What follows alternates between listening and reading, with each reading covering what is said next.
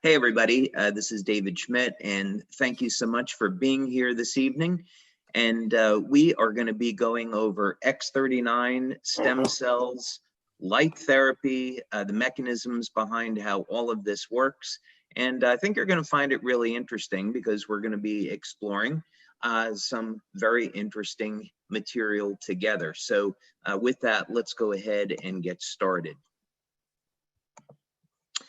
Now, I thought where we might start this evening, since there are so many scientific-minded individuals on the line today, I understand we have quite a few healthcare practitioners on the line with us, thought I might dig a little bit deeper into this presentation on the science than what we might normally do.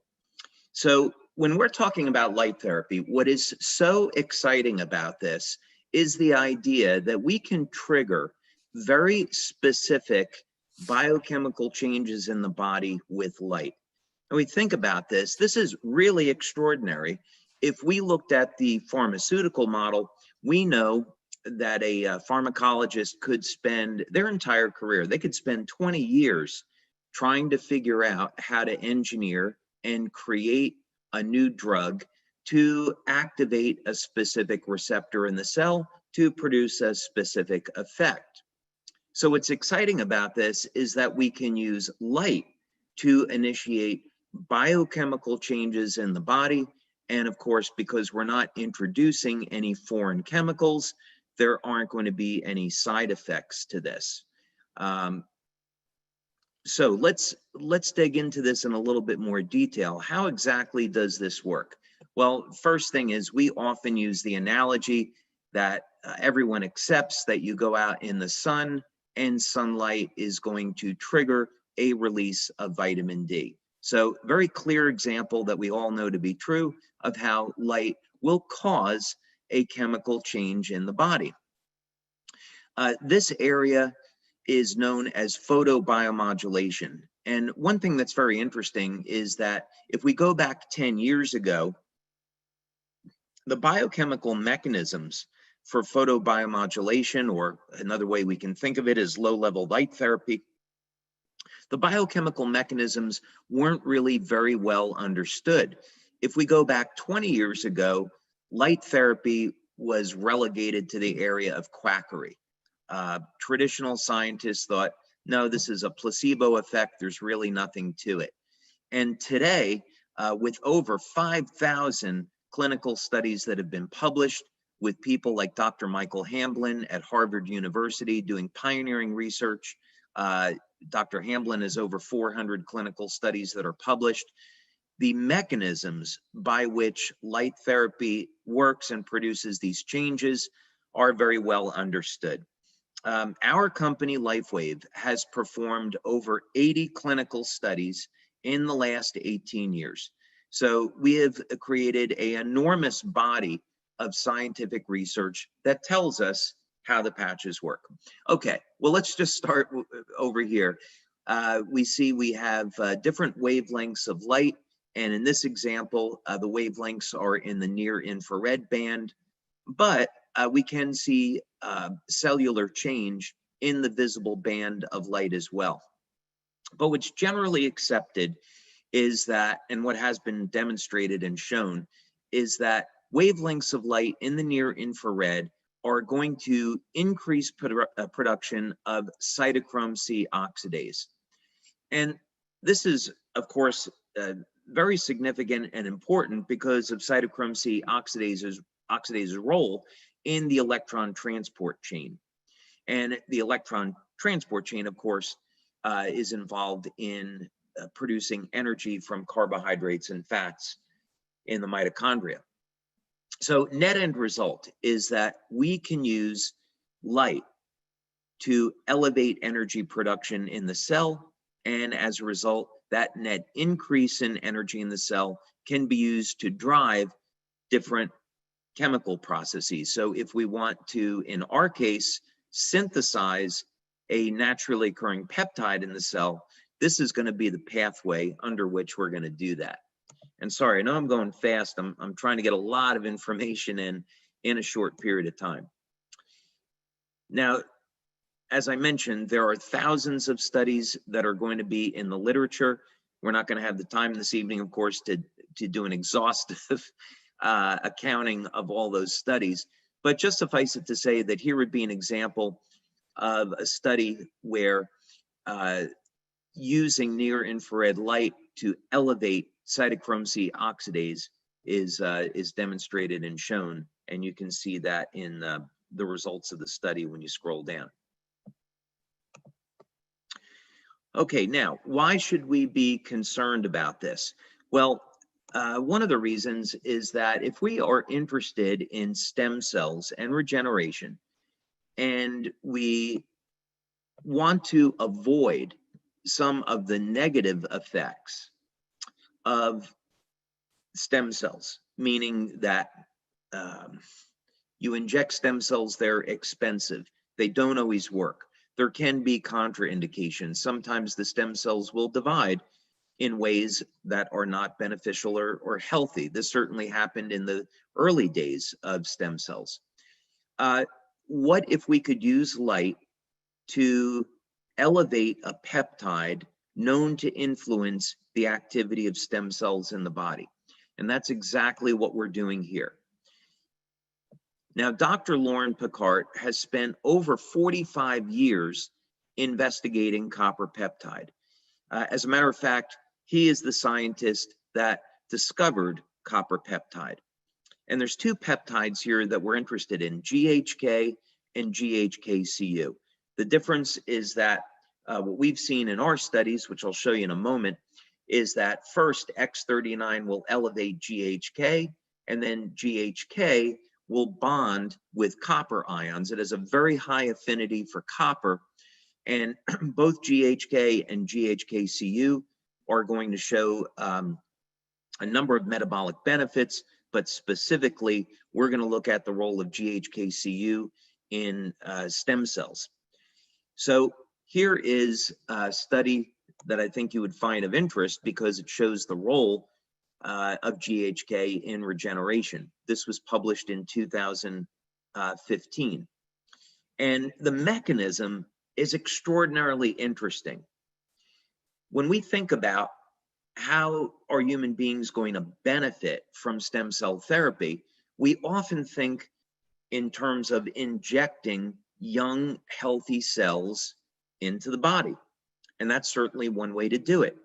But what if we could take the endogenous, naturally occurring stem cells that are already in our body and get them to function like younger, healthier cells?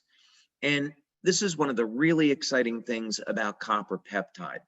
You can see here that one of the things that was discovered by Dr. Picard is that about 4,000 genes are regulated, either up or down regulated, but essentially resetting those genes to a younger, healthier state.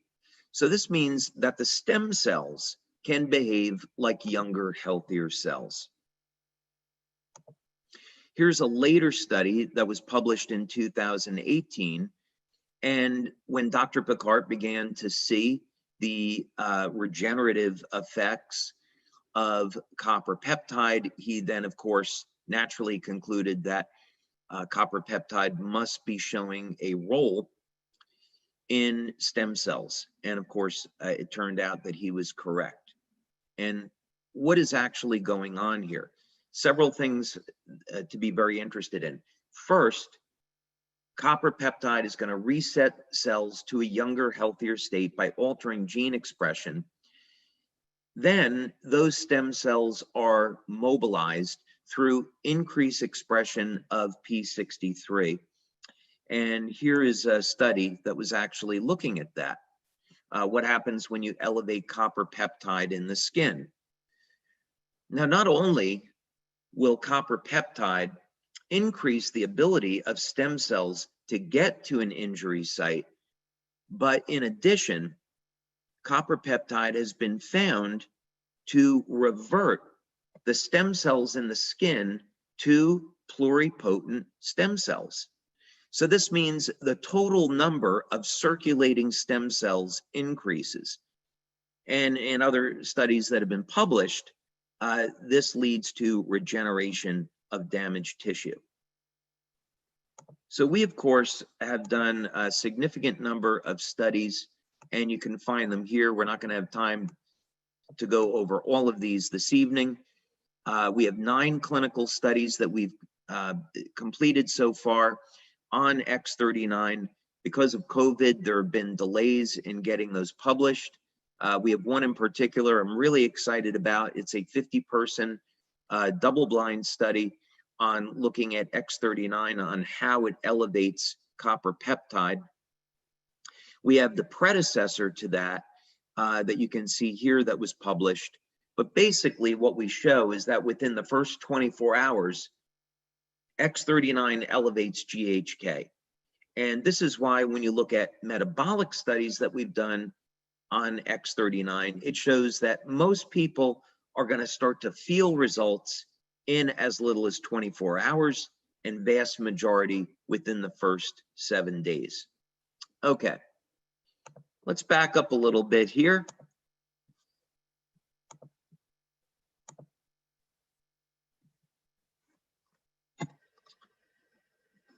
And let's restate this problem. The problem is that as we age, the stem cells are aging with us.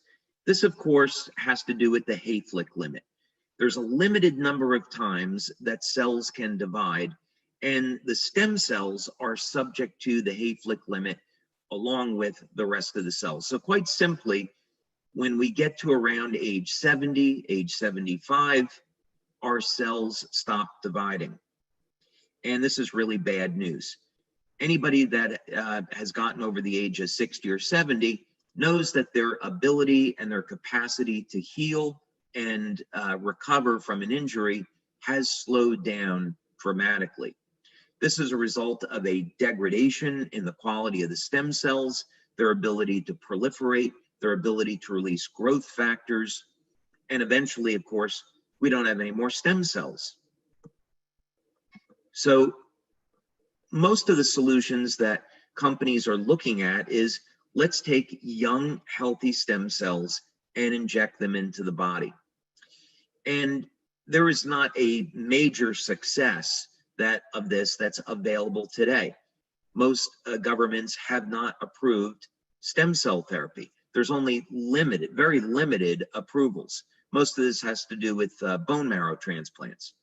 And that's because there are significant risks that are associated with injecting stem cells. If they don't divide the way that they're intended to be used, they could divide into cells that are not supposed to be in the tissue where they are injected. So for example, in Japan, there has been ongoing research into Parkinson's disease. And there's a human study going on right now where a needle is inserted into the brain and stem cells are injected directly into the brain. Well, when this research first started, stem cells divided into muscle tissue, liver tissue, hair, and the animals ended up dying because the stem cells divided from a pluripotent state down into a multipotent state that was not desirable. The division was uncontrolled. So these are some of the risks associated with stem cell science as it is today. But of course, that's going to change in the future. So what we want to do is make stem cell science affordable, safe, effective, and available to everybody. So how are we going to do that? Well, as Robin was saying, I have over 100 patents now. I reached that milestone this year. Those are 100 issued global patents with many more that are pending. And over 70 of those are just in the field of stem cells and regenerative medicine. And we've spent over $4 million over the last 12 years in developing X39. And research, of course, is ongoing as we find new ways to utilize our technology with respect to stem cells. Some of the early research we did was with the National University of Ireland in Galway at their Regenerative Medicine Institute. This research was actually funded by Scientific Foundation Ireland. And Remedy, by the way, and NUIG is in the top 2% of universities globally in the field of stem cell research.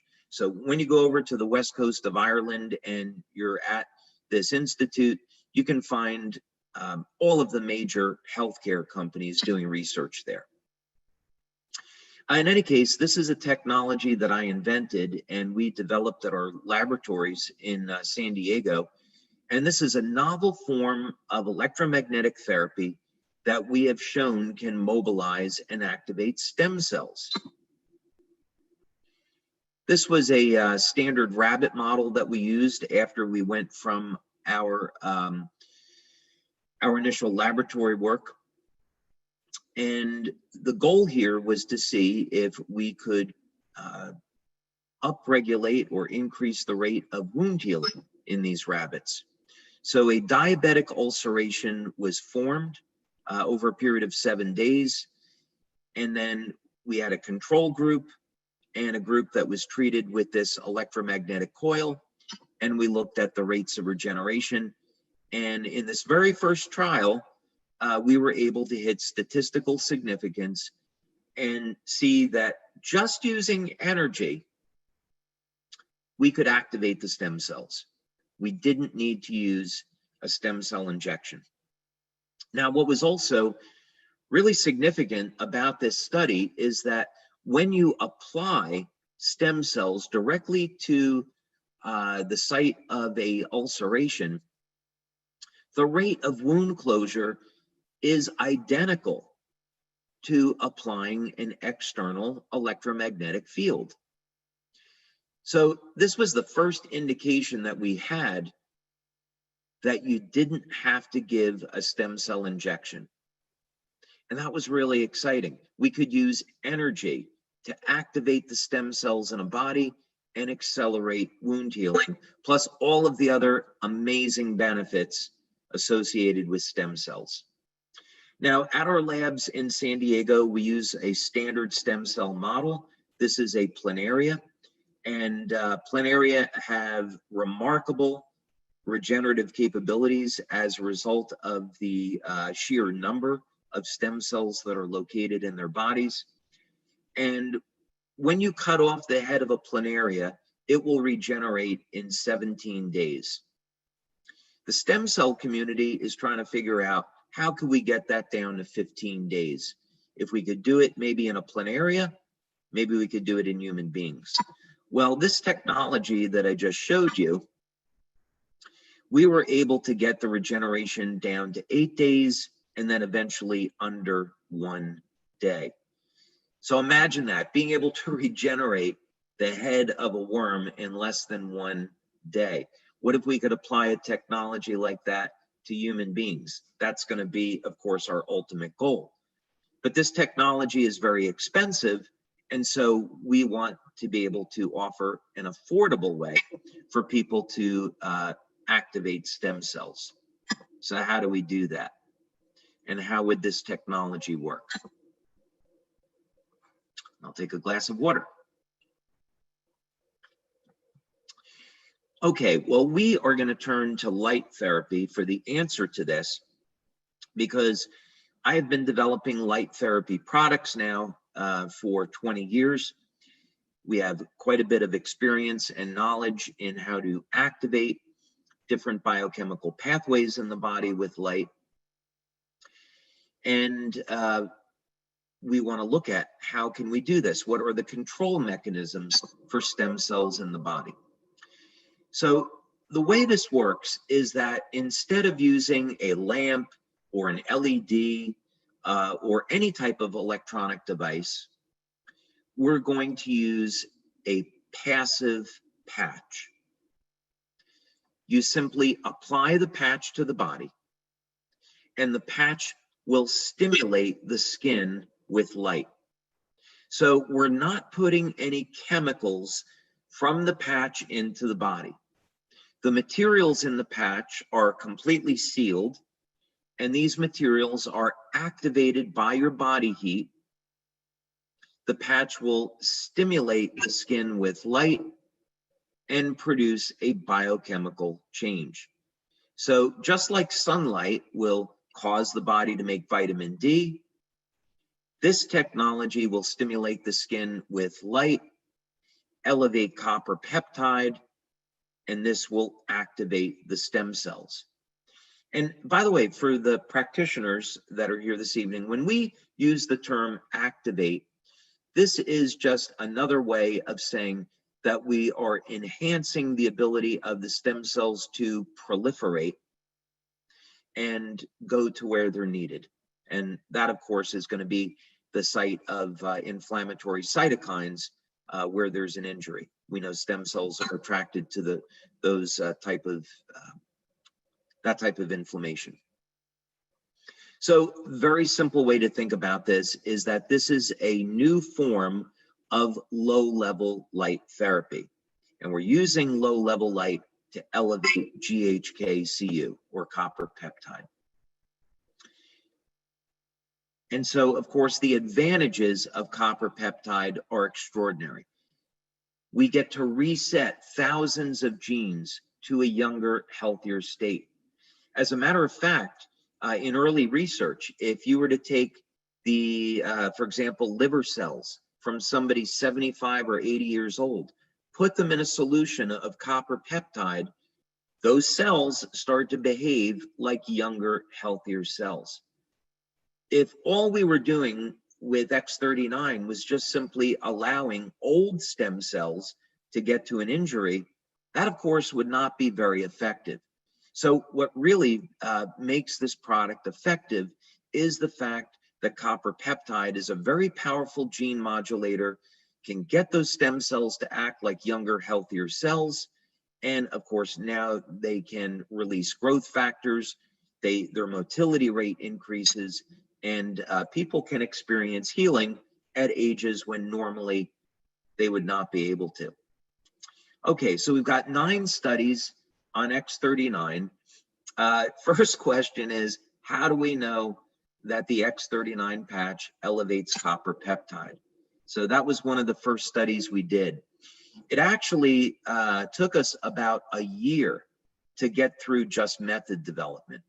So we had to develop methods. We worked with 2 different laboratories, and these were microanalytical labs. And first we looked at urine analysis. Could we detect copper peptide in the urine? Then eventually we landed on doing blood studies, and the method development led to a procedure where we could detect copper peptide in blood. So this was our first pilot study. It was with 10 people.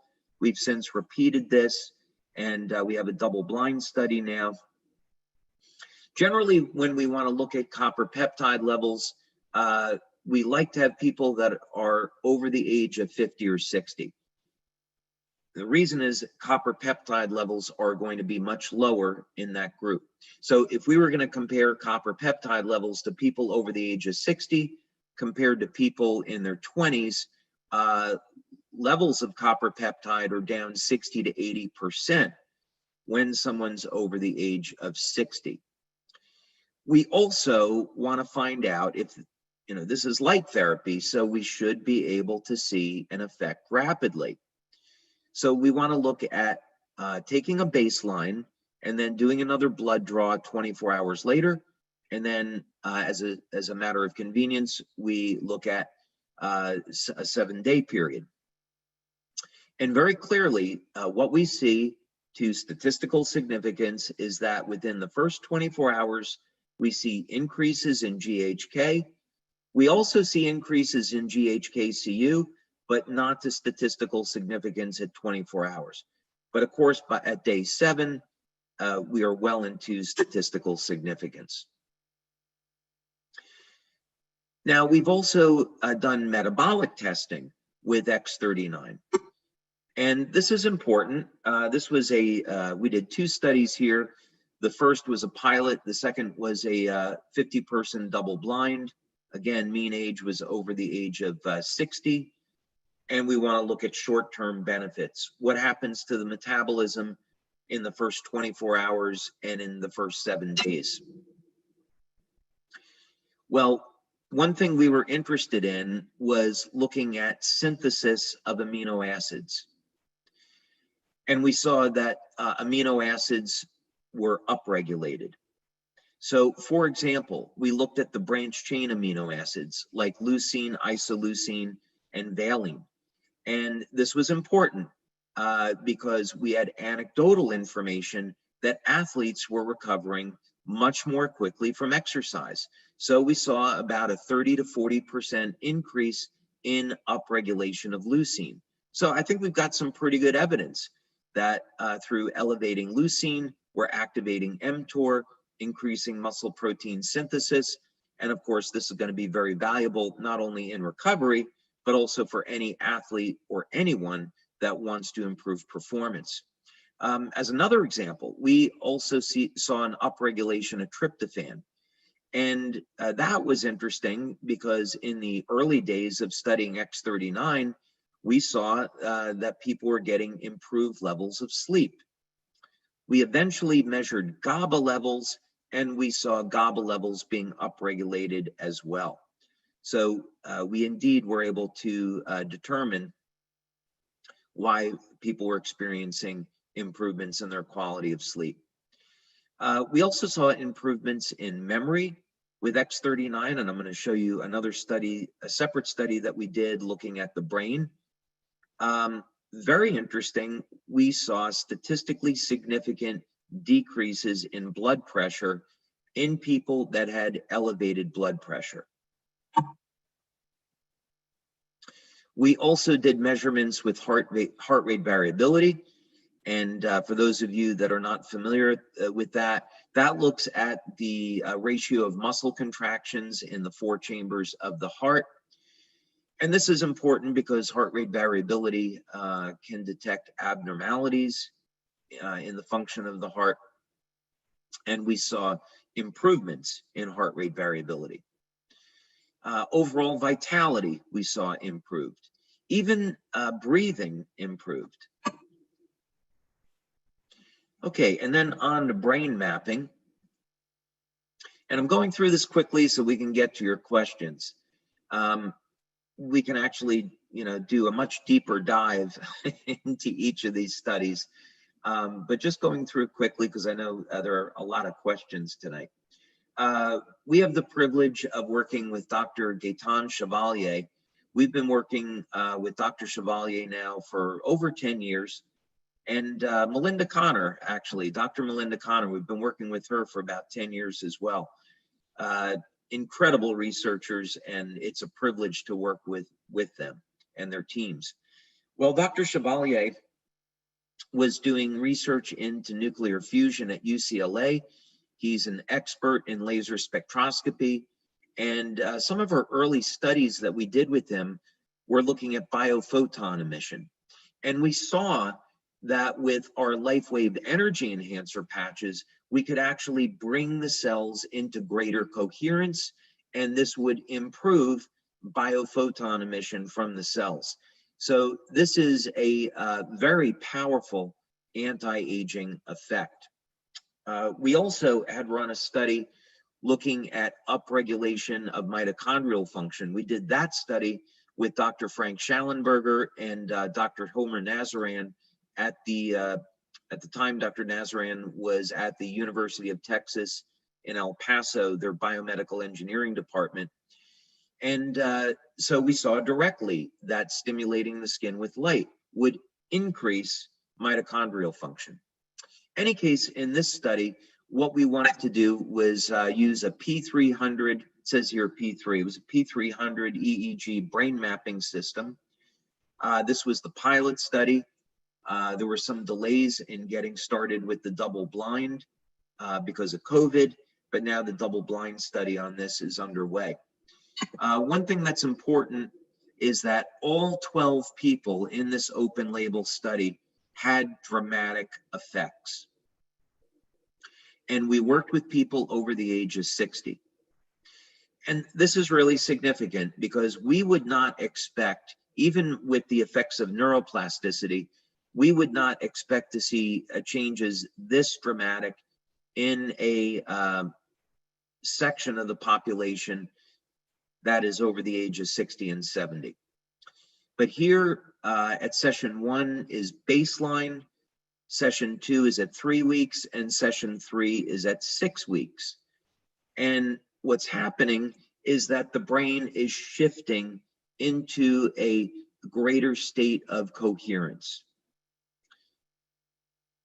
If we want to solve the problem of aging, the problem of aging can really be thought as a state of our bodies going from perfection, from the divine design, from a state of coherence and balance into a state of disorganization. And we see this over time, the degradation of the structure of the cells. Well, what would happen if we could reverse that and bring greater coherence to the cells, and of course on the macro level as well? And this is what we see with our products, that they establish greater coherence, and this is some proof of that. Here's the 67-year-old man. Now, I want to highlight the difference between these two, because most people are going to see results with X39 within the first week, and their first month using the product, most people are going to get great results. Some people, however, require a little bit more time, maybe about 10 or 15% of the population. So if you have a patient that's using X39 and they don't see the results the first 3 or 4 weeks, that would not necessarily be unusual. You can see by session 3 here at 6 weeks, already there's a very significant improvement as compared to baseline. So some people are going to take a little bit longer, but it's only about 10 or 15% of the population. Okay, and then just moving quickly now, many of you might have already seen these testimonials, so we'll go quickly through them. But some of the dramatic effects we see with X39 are in the area of wound healing. So sometimes it can be a scar that's more than a year old. Even we've had people with scars that were 18 years old. They still saw a dramatic reduction in the appearance. Or here, this is just after 2 weeks on a more recent scar. X39 can be applied behind the neck, below the belly button, and it will produce a systemic effect. Some people prefer to put the patch at the site of an injury, and of course, that's fine too. So this is a young man who had a job interview coming up, and he was in an accident, and you can see within 5 days, he experienced a dramatic result. This one's really extraordinary. I was meeting with a doctor yesterday, and we were discussing a study on X39, and I showed him this picture, and he was absolutely blown away. Here's a gentleman that was in a car accident, nearly lost his hand, and yet 2 months later, virtually no sign of that injury. So this is the power of resetting stem cells to a younger, healthier state. This is also, I mean, just incredible. This is a young boy, 9 years old in Denmark, caught his finger in a door, had it severed off. The doctors reattached it. You can see initially it turned black. The parents applied X39, and only 2 months later, the finger is back to normal. The doctor was astounded and said they didn't think that this was possible, and even still, they would have expected more like a 9-month recovery. Now, of course, stem cells, while they do a great job with wound healing, they certainly have very, very powerful anti-aging effects. And one of the things that stem cells do really well is make collagen. Of course, collagen is the most abundant protein in the body. And we know that as we age, there is a decrease in our levels of collagen, and hence this is going to lead, partially, that's going to lead to formation of lines and wrinkles. And this is a woman, her name is Mandy. She is in Australia, and you can see very dramatic result after 6 weeks. And she was thrilled with the results. She continued to use X39, and you can see dramatic change after 1 year. Now, this was actually the very first, I'll call it, youth renewal testimonial that we received on X39. This woman lives in Denmark. She's 93. Her daughter is a LifeWave distributor. The mom here was dealing with a number of very significant health challenges. And so the daughter gave her X39 in the hopes that it could help support her health. And everyone was truly shocked at the transformation that she went through in only 2 months. So this is all to say that through our research and through practice, we have found that you don't have to have injections of stem cells, that activating the stem cells with copper peptide can lead to remarkable health benefits.